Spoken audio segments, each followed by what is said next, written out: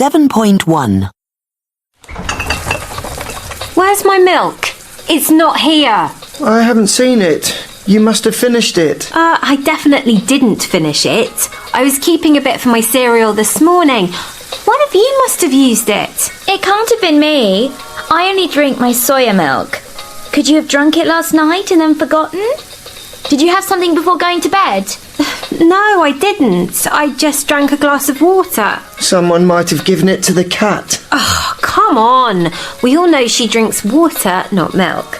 I'm telling you, last night I know there was some milk in the fridge. My milk.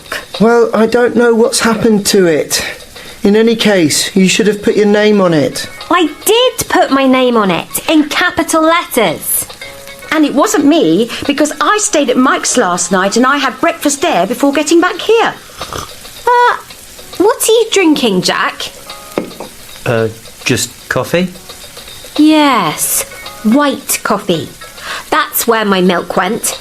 You didn't have any milk of your own in the fridge. Ooh, Jack, you naughty boy. Well, you can go to the supermarket and get me some more. Okay, calm down. I'll go and get you some milk.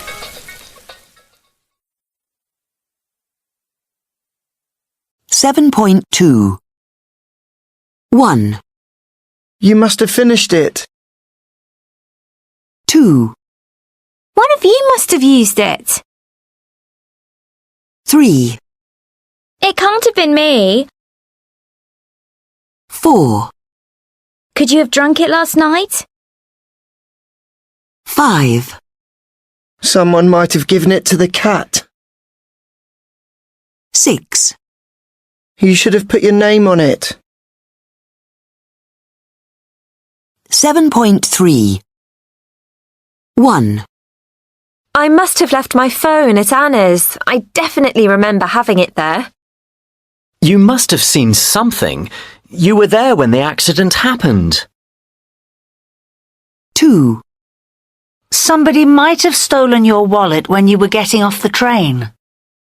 I wonder why she's not here. I suppose she could have forgotten about the meeting. He still hasn't arrived. I may not have given him the right directions. 3, She can't have gone to work. Her car's still there. You couldn't have seen their faces very clearly. It was too dark. 7.4. Oh, we've gone the wrong way. We should have turned left at the traffic lights. It's my fault. I ought to have told you earlier that my party was on Saturday. 7.5. 1, He must have left his bag at school.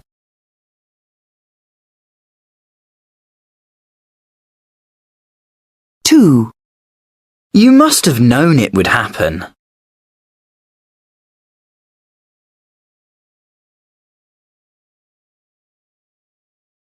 3, It can't have been a very good concert.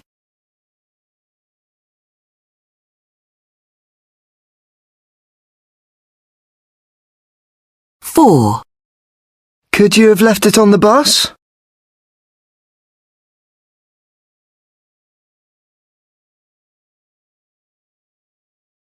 5, There might have been some witnesses.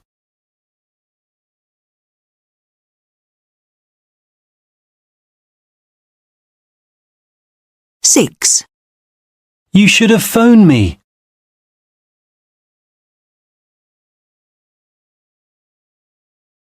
7.6. 1, Where have you been all morning? 2, I woke up in the middle of the night. 3, Of course I'll be there on time. 4, We can't have gone the wrong way. 5, I'll have finished in about 10 minutes. 6, What's the point of arguing? 7.7. In life, we sometimes have disagreements with people. It could be with your partner, with your boss, with your parents, or with a friend. When this happens, the important thing is to try not to let a difference of opinion turn into a heated argument. But of course, it's easier said than done. The first thing I would say is that the way you begin the conversation is very important. Imagine you live with your partner and you're feeling annoyed because you feel that you always do most of the housework. If you say, "Look, you're not doing your share of the housework," you're beginning the conversation in a very negative way, and the discussion will very soon turn into an argument. It's much more constructive to say something like, "I think we should have another look at how we divide up the housework. Maybe there's a better way of doing it." My second piece of advice is simple. If you're the person who's in the wrong, just admit it. This is the easiest and best way to avoid an argument. Just apologise. Say to your flatmate, your parents, or your husband, "Sorry, it was my fault," and move on. The other person will have much more respect for you if you do that. The next tip is don't exaggerate. Try not to say things like, "You always forget our wedding anniversary," when perhaps this has only happened once before, or "You never ever remember to turn the lights off." This will just make the other person get very defensive because what you're saying about them just isn't true. If you follow these tips, you may often be able to avoid an argument. But if an argument does start, it's important to keep things under control, and there are ways to do this. The most important thing is not to raise your voice. Raising your voice will just make the other person lose their temper too. If you find yourself raising your voice, stop for a moment and take a deep breath. Say, "I didn't mean to shout. I'd rather we didn't argue, but this is very important to me," and continue calmly. If you can talk calmly and quietly, you'll find the other person will be more ready to think about what you're saying. It's also very important to stick to the point. Try to keep to the topic you're talking about. Don't bring up old arguments or try to bring in other issues. Just concentrate on solving the one problem you're having and leave the other things for another time. So, for example, if you're arguing about the housework, don't suddenly say, "And another thing, I was really disappointed with my birthday present. You didn't make any effort at all." And my final tip is that if necessary, call time out, like in a sports match. If you think that an argument is getting out of control, then you can say to the other person, "Listen, I'd rather talk about this tomorrow when we've both calmed down." You can then continue talking about it the next day, when perhaps both of you are feeling less tense and angry. That way, there's much more chance that you'll be able to reach an agreement. You'll also probably find that the problem is much easier to solve when you've both had a good night's sleep. But I want to say one last thing which I think is very important. Some people think that arguing is always bad, but that isn't true. Conflict is a normal part of life, and dealing with conflict is an important part of any relationship, whether it's 3 people sharing a flat, a married couple, or just 2 good friends. If you don't learn to argue properly, then when a real problem comes along, you won't be prepared to face it together. Think of all the smaller arguments as training sessions. Learn how to argue cleanly and fairly. It will help your relationships become stronger and last longer. 7.8. 1. So, what do you have to say for yourself? I didn't do it. It definitely wasn't me that did it. It must have been somebody else who stole the phone. 2. Okay, so who would like to go first? James? Well, one idea is to make this new marketing campaign entirely digital and just have online advertisements. Interesting, though I'm not sure that would work. What do you think, Sarah? Well, I'm not too sure about that. 3. Don't even think of swimming here. There are crocodiles. Look! There's a sign over there! What? Let's get out of here! 4. The A245? Oh, no. We must have gone the wrong way. Of course we've gone the wrong way. You should have taken the second exit at the roundabout. What's the point of having a sat-nav if you don't do what it says? Well, if you knew the way to your cousin's house, then we wouldn't have to use the sat-nav. Why didn't you phone her before we left? It's always me who has the responsibility. That is so not true. You... 5. So, I just don't know what to do. Well, I think maybe you ought to talk to her. She probably doesn't realise how much she upset you and how offended you feel. 6. OK, so lunch with my parents next Sunday? Sorry, but no. I'm not going.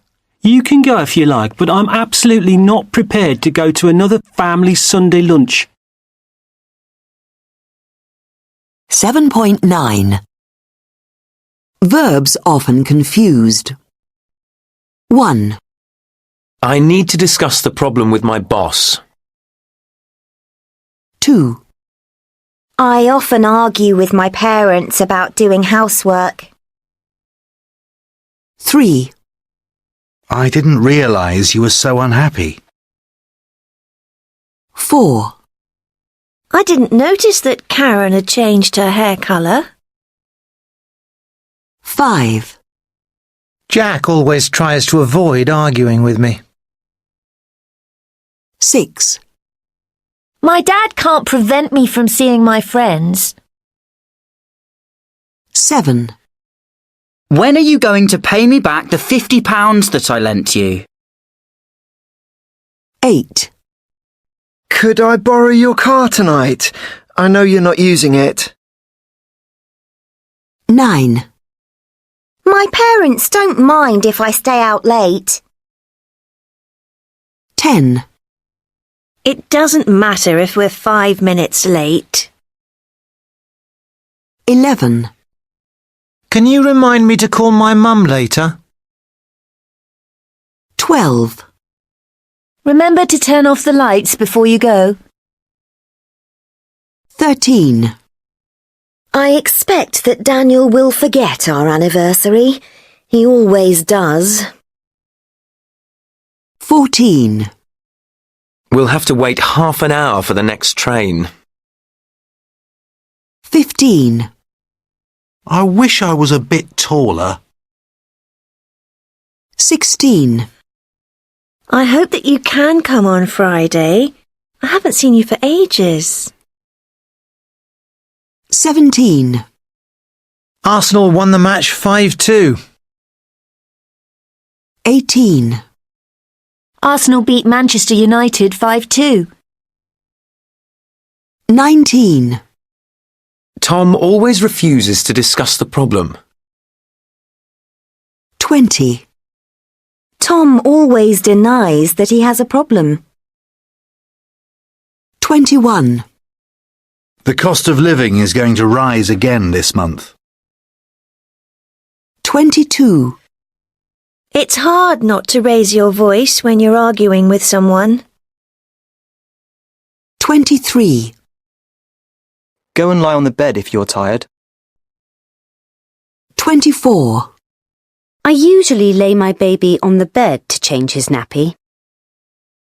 25. The men had been planning to rob the bank. 26. If you leave your bike unlocked, somebody might steal it. 27. I think I should warn you that Liam doesn't always tell the truth. 28. My teachers are going to advise me what subjects to study next year. 7.10. This still is from the film Atonement, a period drama set in the 1930s. It shows Keira Knightley, who plays Cecilia Tallis, the elder daughter of a wealthy family, and James McAvoy, who plays Robbie, the son of the family's housekeeper. Cecilia is studying at Cambridge University, and unusually, Robbie is too, his studies being paid for by Cecilia's father. Despite moving in very different circles at university, they have always been close, and they are now back at the family home for the holidays. This evening, there's going to be a dinner party to which Robbie has been invited. In this shot, he is following her into dinner. She is feeling anxious and indecisive because she has just realised that she is in love with him, but knows that their relationship would be frowned on given their difference in status. Despite this, soon after they declare their love for each other. The film was one of Knightley's first big starring roles. It won several awards and was nominated for several others, including costume design. This green dress is one of the stunning outfits she appears in.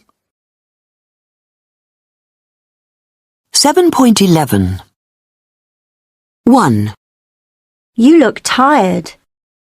That cake smells good. These jeans don't feel comfortable. 2. Tim looks like his father. Are you sure this is coffee? It tastes like tea. This material feels like silk. Is it? 3. She looks as if she's been crying. It smells as if something's burning. It sounds as if it's raining. 4. I saw Jane this morning. She looked sad. I spoke to Jane this morning. She seemed sad. 7.12. A. Helen Mirren won a well-deserved Oscar for her performance as Queen Elizabeth II in The Queen. The film is about how the royal family responds to the tragic death of Diana, Princess of Wales, in a car crash in 1997. The Queen had had a troubled relationship with Diana, who had divorced Prince Charles. When Diana dies, she feels the death is a private affair and wants to protect her grandchildren, Princes William and Harry, from the paparazzi, so she keeps them at her castle in Scotland. However, there is a massive outpouring of grief from the general public who surround Buckingham Palace with flowers, and both the Prime Minister and Prince Charles think the Queen should return to London. At first she refuses, but in the end she is persuaded to come back, and in this scene, the climax of the film, she inspects the thousands of flowers outside the palace. Her expression shows a mixture of feelings: sadness, perhaps some surprise at the strength of the public's love for Diana, and perhaps relief that she had made the right decision in the end to come back to London. B. This is a scene from the fantasy film Fantastic Beasts and Where to Find Them, which is a prequel to the Harry Potter films. Set in 1926, the film stars Eddie Redmayne as the wizard Newt Scamander, who comes to New York with a suitcase containing several magical creatures. When he's at the bank, one of the creatures escapes from the suitcase. In this scene, he is desperately trying to recapture it and is watching, horrified, as it starts stealing things from people in the bank. J.K. Rowling herself both wrote the script and co-produced the film, and it was the first film set in Harry Potter's wizarding world to win an Oscar. C. Frances McDormand, who won an Oscar for Best Actress in 3 Billboards Outside Ebbing, Missouri, is without doubt one of the most versatile actresses of her generation. This still is from the Coen brothers' black comedy Burn After Reading, which also starred George Clooney and Brad Pitt. McDormand plays the role of Linda Litsky, a personal trainer who, with her co-worker Chad, tries to steal money from a retired CIA worker. Linda is in desperate need of money, mainly because she's obsessed with expensive cosmetic surgery. In this scene, she is discussing with the doctor the work she wants done. During the discussion, the doctor has suggested that she have an operation to get rid of her crow's feet, the lines and wrinkles around the eyes.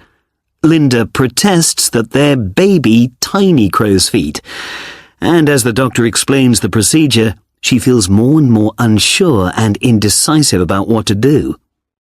The genius of McDormand's acting is that although the character of Linda is self-centered, Superficial and not very bright, MacDormand manages to portray her as a true American heroine. D. This still shows Daniel Kaluuya in the 2017 American horror movie Get Out. Daniel plays the role of Chris, a young black photographer who goes to meet the parents of his white girlfriend Rose, who live in a large house in the country. Although the parents try to make it clear that they are not at all racist, Chris quickly realizes that there is something very strange about them, and about the black servants they employ. In this scene, Rose's mother, a psychiatrist who practices hypnotherapy, is hypnotizing him.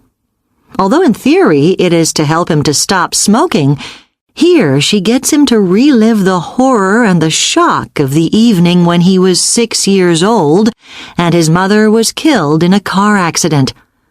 Kaluuya was nominated for an Oscar for his performance, and the movie won the Oscar for Best Screenplay. 7.13 1.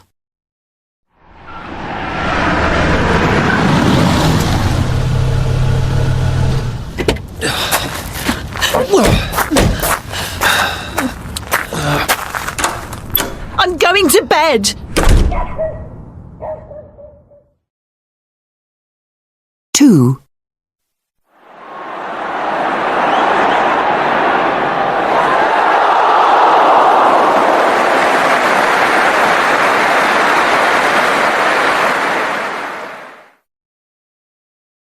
3.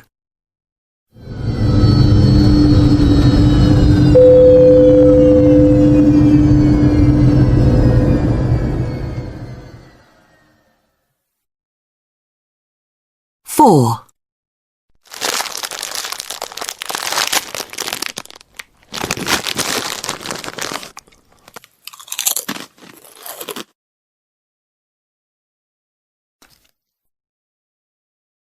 5.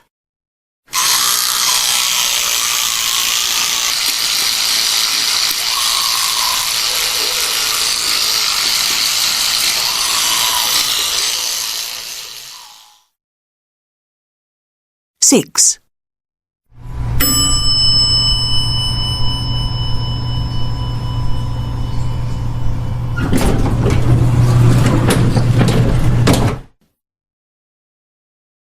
7.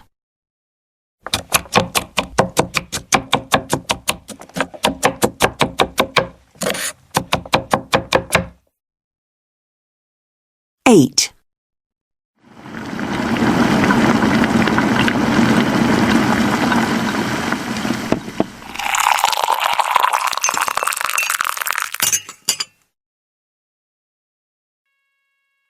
9.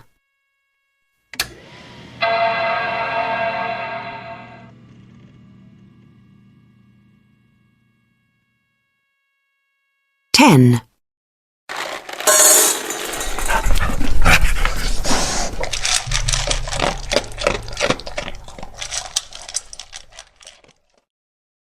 7.14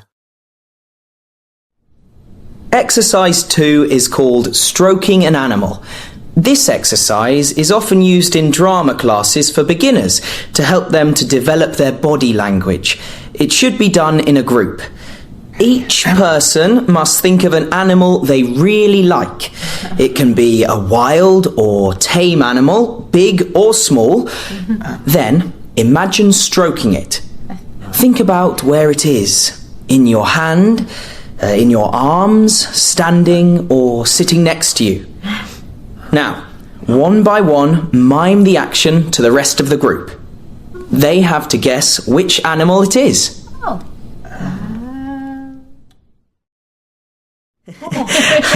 Okay, now exercise 3 is called What Were They Wearing? This exercise is aimed at developing attention. Attention is very important for an actor, as you have to be able to observe every detail of other people. The exercise is done in a group, with one person acting as the host. In a group, sit in a circle and for 3 minutes, try to focus on what everyone is wearing. It's important to remember as many details as you can. Clothes, accessories, etc. After 3 minutes, close your eyes unless you are the host of the game and the host asks questions. For example, Anna, tell me please, what's Helen wearing? John, what colour are Anna's shoes, etc. At the end, everyone opens their eyes and checks the answers. Okay, that's really cool. So can I just check if that actually works? The last exercise we're going to do today is exercise 4, the magic image. Showing emotions on stage or on camera can be very hard for some beginners. One trick, which this exercise helps with, is to develop a way of recalling the desired emotion. The exercise can be done individually or in groups. Choose one emotion, for example, anger, and then on a piece of paper, write down some situations that make you angry. For example, noisy neighbours or bad drivers.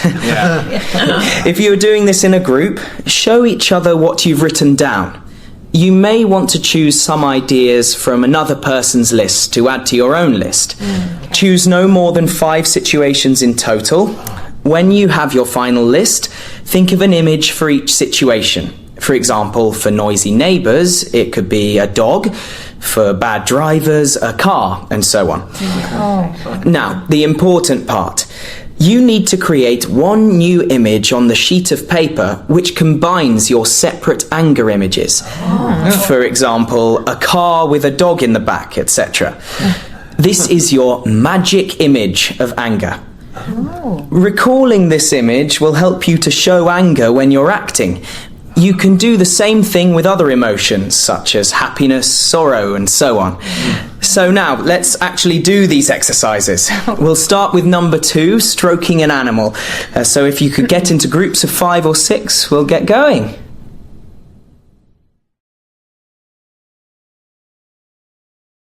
(7.15) B. 1. I.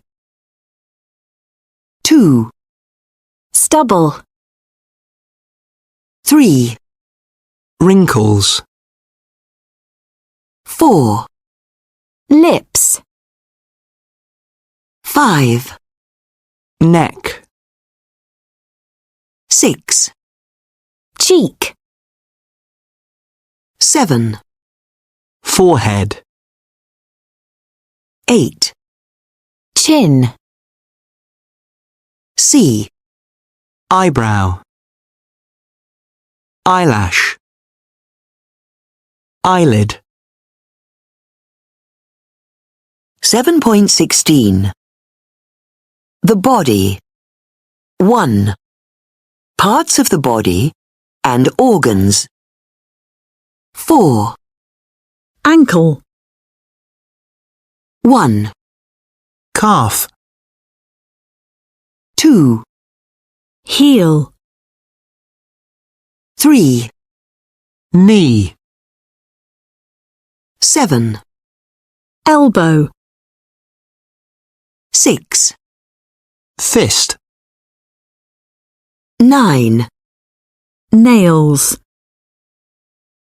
5. Palm. 8. Wrist. 13. Bottom. 10. Chest. 14. Hip. 12. Thigh. 11. Waist. 15. Brain. 18. Heart. 17. Kidneys. 16. Liver. 19. Lungs. 7.17 2.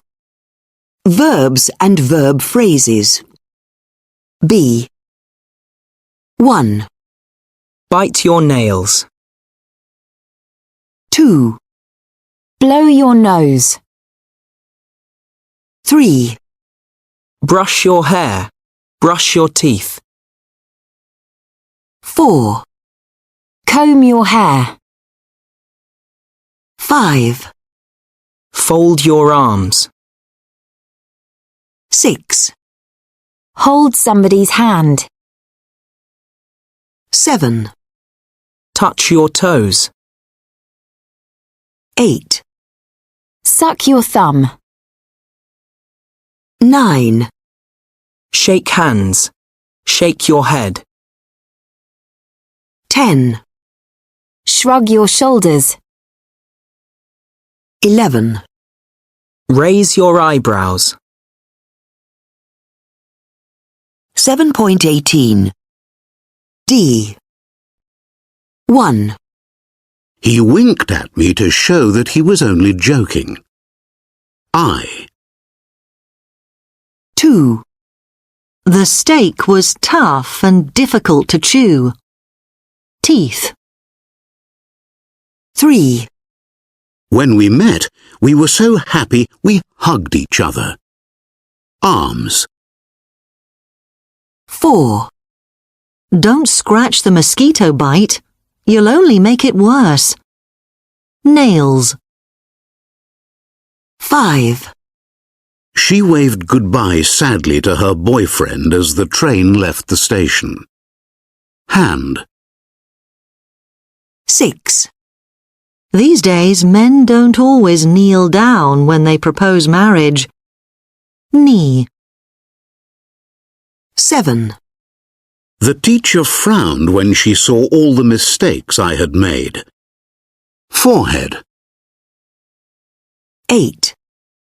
The painting was so strange, I stared at it for a long time. Eyes. 9. She got out of bed and yawned and stretched. Mouth, arms. 10.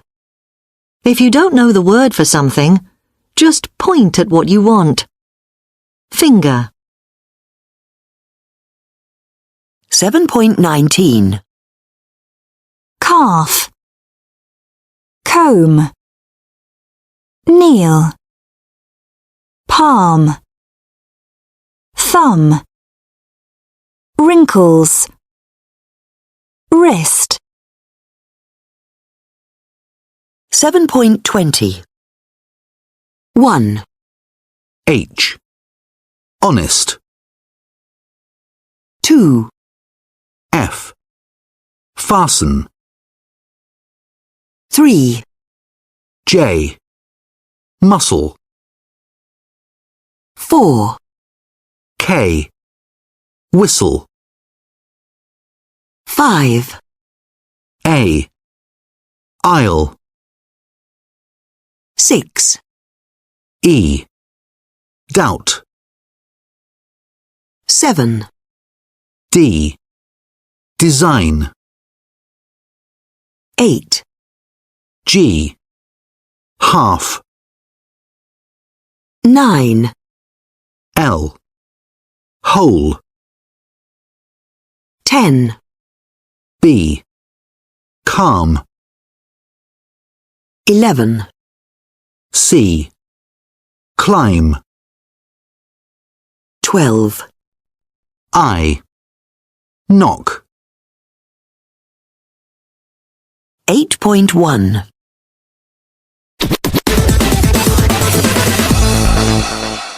Stay safe. Street crime is often unplanned, so making yourself less of a target, moving with purpose, and being aware of your surroundings will go a long way to keeping you safe when you're out and about. Here are 8 important pieces of advice. 1. Be prepared. Always plan your route in advance. Carry a fully charged mobile phone and some cash, and tell someone where you're going. 2.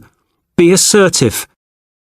From the moment you step out onto the street in the morning, you need to look assertive and act and walk with confidence. This will always make you appear in control and you will seem much less vulnerable. 3. Be aware. Using a mobile phone, whether you're calling, messaging or looking up information, reduces your awareness of your surroundings. So does listening to loud music on headphones or wearing a hooded jacket or sweatshirt.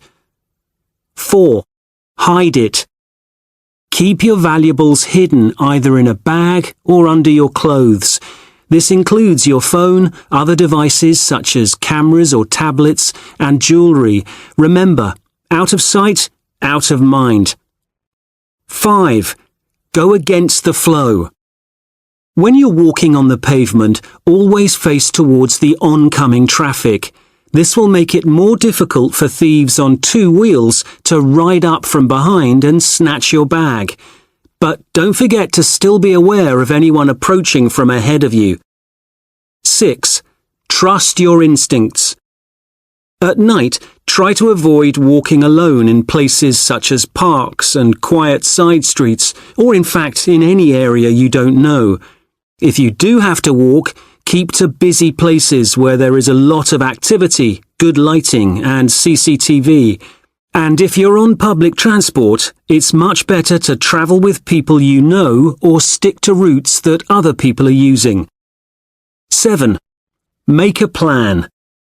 Discuss with friends what to do if something were to go wrong on your night out together. For example, if you were to get separated. Agree on a backup plan and keep an eye on each other during the evening. And stick to what you've agreed. 8. Look out for trouble. Alcohol and drugs make it harder for you to assess risks and decide how to deal with them. So be careful how much you drink and never let your glass or bottle out of your sight in case someone puts something into your drink. Stay safe.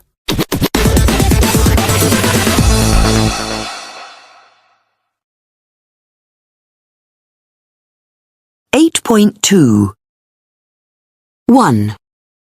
Burglar. 2. Be burgled. 3. Burglary. 4. Break into. 5. Steal. 8.3 Crime and punishment. 1. Crimes and criminals. 1. J. Blackmail. Blackmailer. Blackmail. 2. M. Bribery. Bribe. 3. E. Burglary. Burglar. Break in. Burgle. 4. G. Drug dealing. Drug dealer. Sell drugs. 5. L. Fraud. Fraudster. Commit fraud. 6. F. Hacking. Hacker. Hack. 7. C. Hijacking. Hijacker. Hijack. 8. A. Kidnapping. Kidnapper. Kidnap. 9. P. Mugging. Mugger. Mug. 10. B. Murder. Murderer.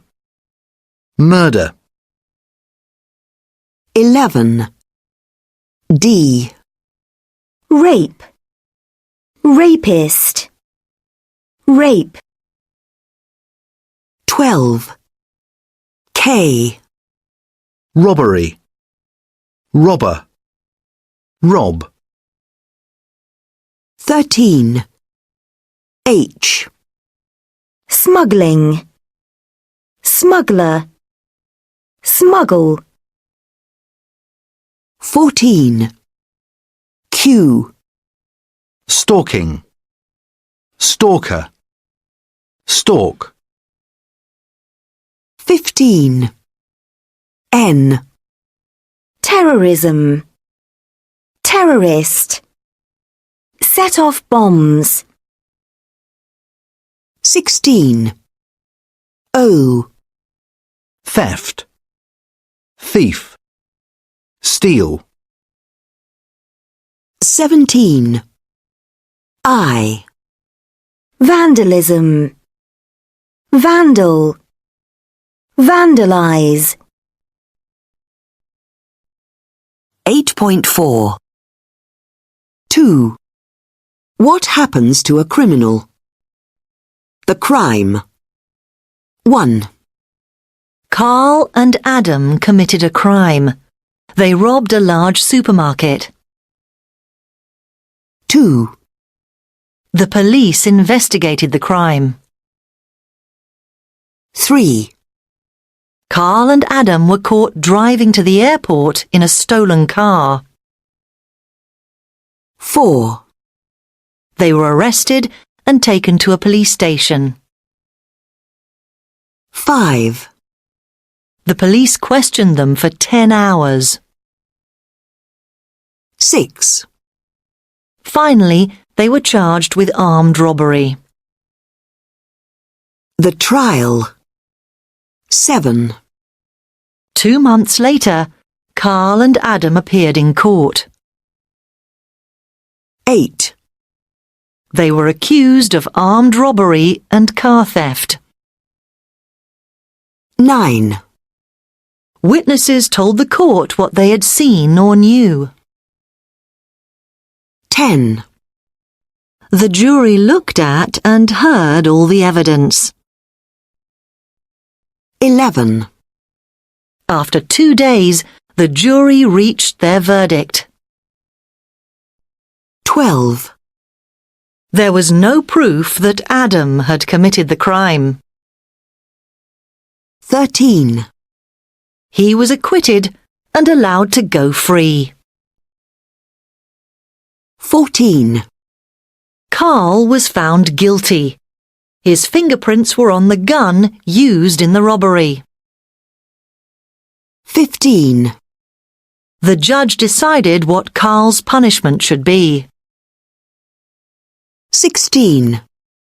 He sentenced him to 10 years in prison. 8.5. A. Up. Drugs. Judge. Mugger. Punishment. Smuggling. Tourist. Jury. You. Accuse. B. Fish. Guilty. Bird. Burglar. Murderer. Horse. Court. Fraud. 8.6. 1. Luke was accused of smuggling drugs. 2. Murderers must be punished, said the judge. 3. The burglar is doing community service. 4. The jury said he was guilty of fraud. 5. The mugger was caught and taken to court. 8.7.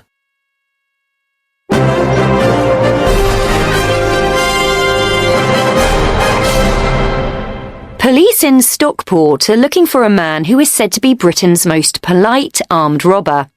The robber always says please and thank you when he orders shop staff to give him money from the till. It is believed that he is a tall man in his early 40s and that he wears a mask and washing up gloves during the robberies. It is thought that he has robbed at least 4 shops in Stockport in recent weeks. D.I. Anderson from Greater Manchester Police has given a warning to the public. He is reported to be polite to his victims, but there's nothing polite about armed robbery. Last week, this man used a knife to threaten shop staff, and they were terrified. Saying please and thank you doesn't change that. 8.8. 1. The trial is being held at the moment. Jem was arrested last month. We saw that one of the windows had been broken. People used to be imprisoned for stealing bread. He paid a fine to avoid being sent to jail. 2. People think he was murdered by his wife. The body was discovered by a dog walker. 8.9. 1. I've just had my bank account hacked. We had our passports stolen from our hotel room. Have you ever had your car vandalised? 2. We've just had a burglar alarm installed. You ought to have your locks changed. We need to have the broken window repaired. 8.10. 1. They say that the fire was started deliberately. It is said that the fire was started deliberately. People think that the mayor will resign. It is thought that the mayor will resign. 2. People say the man is in his 40s. The man is said to be in his 40s. The police believe he has left the country. He is believed to have left the country. 8.11. Story 1.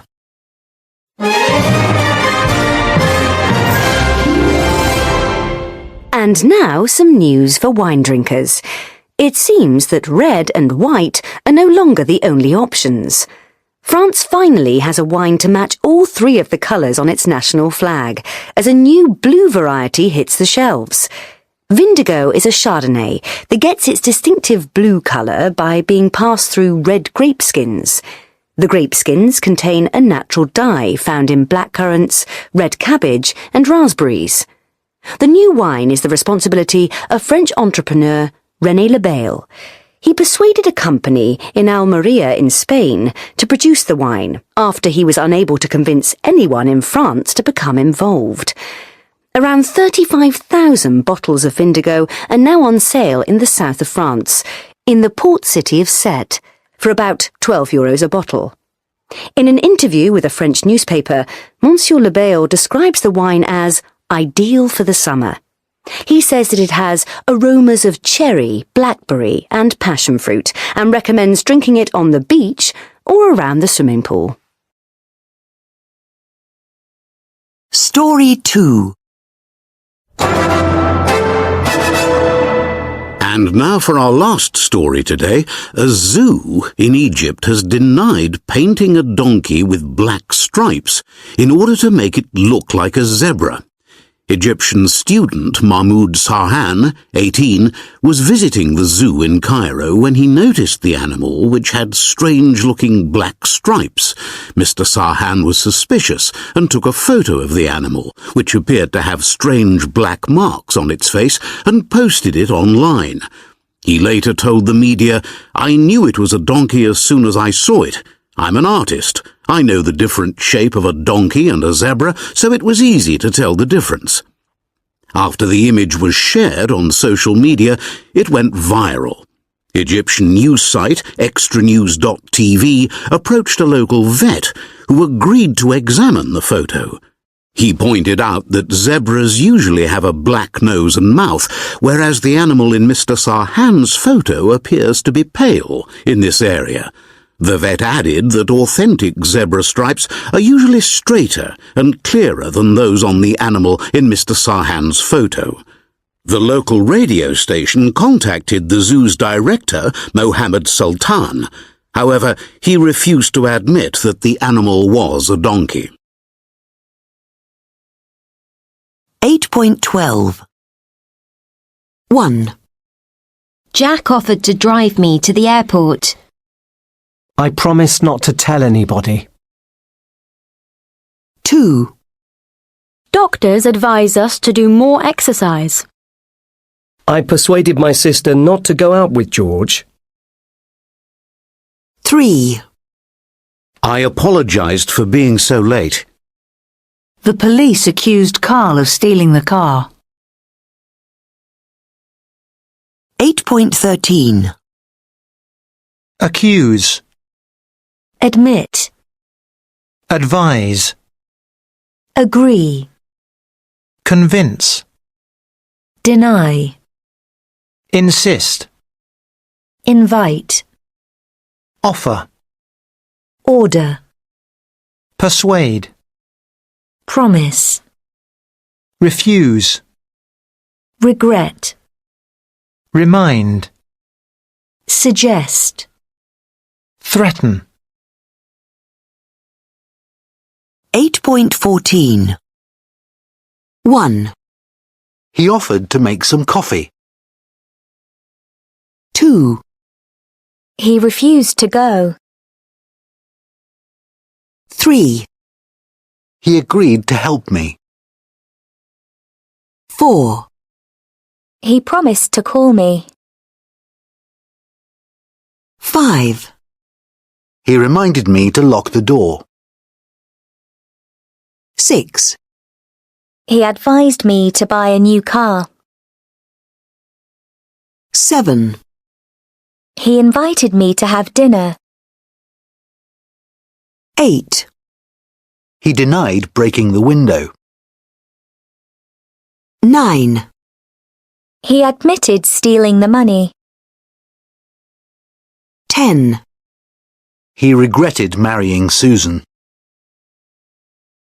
11. He suggested going to a club. 12. The police accused him of killing his boss. 8.15 1. I didn't steal the wallet. Deny.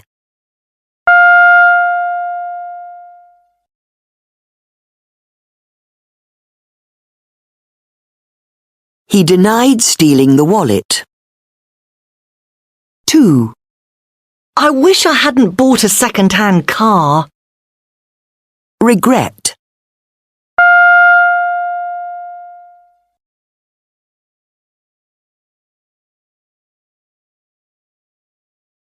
She regretted buying a second-hand car. 3. Of course I'll come with you. Agree.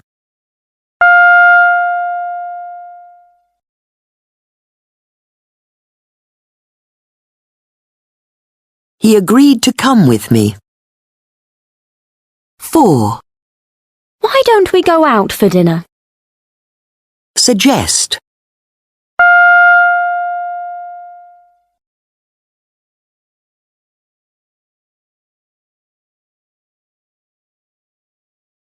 She suggested going out for dinner. 5. Shall I open the window?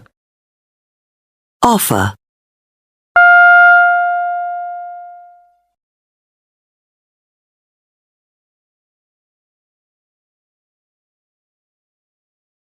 He offered to open the window. 6. You should ask the teacher. Advise.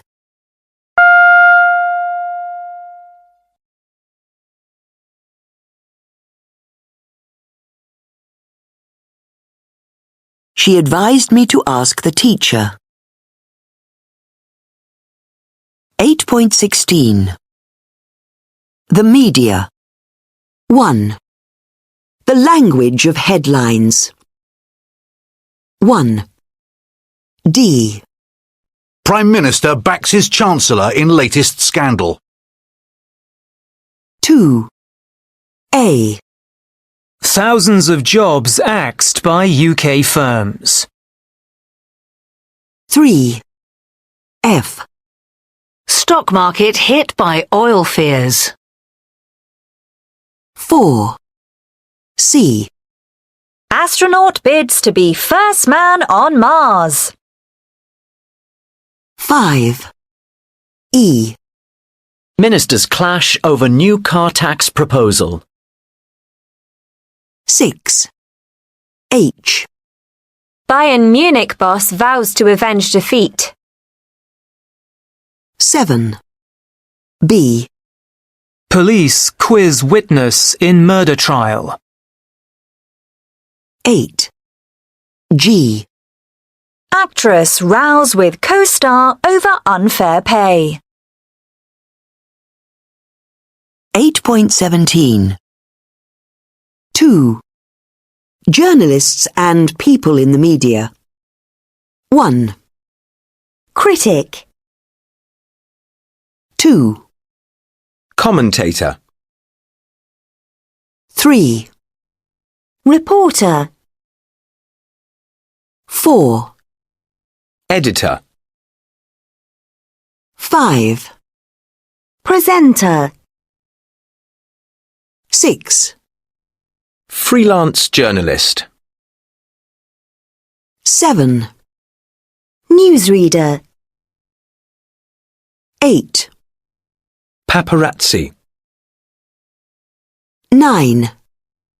Agony aunt. 8.18. 3. Adjectives to describe the media. 1. D. The reporting in the paper was very sensational. 2. E. The news on Channel 12 is really biased. 3. B. I think The Observer is the most objective of the Sunday papers. 4. A. The film review was quite accurate. 5. C. I think the report was censored. 8.19. 1. Is there anyone you often have arguments with? I suppose I often have arguments with my sister, and that is mostly about, who's going to clean the dishes, whose turn is it to bring out the trash, who's going to get the toilet paper next, things like that. Who usually wins the argument? Depends on who's more awake at the time. They usually win the arguments. 2. Have you ever acted in a play or a film? I have acted in both plays and films, actually. That's my profession. I'm an actor. What was your most recent play? Okay, so my most recent play was called A Woman's Worth, where I played Jada, who is a wedding planner whose fiance just refuses to make the commitment and actually get married to her. Did you enjoy the experience? I did enjoy the experience. I got a chance to perform in front of my friends and my family and my boyfriend, so that was really cool. 3. Have you ever witnessed a crime? I've witnessed someone being sort of mugged in the street. So having their, threatened unless they didn't hand over their mobile phone and wallet. What happened? In the end, the culprit ran off with what he'd sort of taken and left the individual just shocked and, a bit helpless. And then I think by the time police did come, it was sort of too late. 4. Where do you get your news from? I read most of my news online or on my phone, and I do use newspaper apps, but I'm ashamed to say that a lot of my news does also come through social media. What kind of news are you most interested in? I'm interested in politics, sports, and really most news. I studied journalism, so I have an interest in it. Do you mostly believe what you hear or read in the news? No, I don't believe anything I read in the news. And I think you have to filter everything you read through the organisation that it comes from, because every media outlet has some kind of bias.